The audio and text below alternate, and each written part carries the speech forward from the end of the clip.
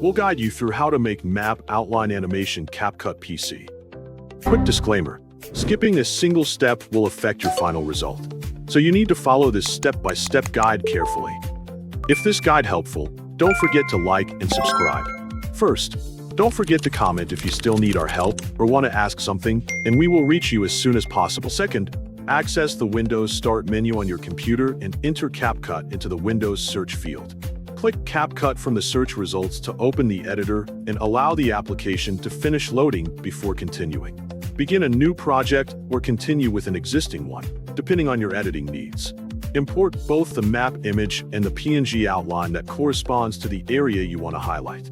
Place the map image onto the primary video track and zoom or reposition it until the selected location is clearly visible in the preview window.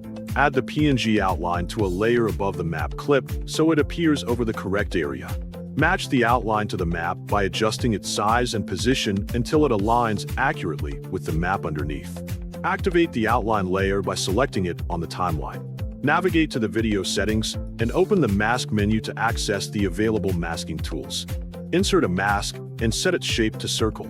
Reduce the mask size so it reveals only the beginning of the outline. Then move the mask to the starting point of the outline path.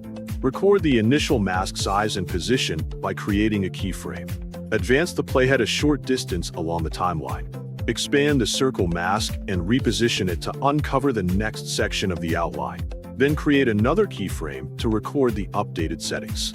Repeat this process by moving the playhead forward, resizing the mask, repositioning it, and adding new keyframes until the full outline gradually becomes visible. Preview the sequence to confirm the outline appears to draw itself naturally over the map. Watch the completed sequence from start to finish to verify the final animation looks accurate and polished.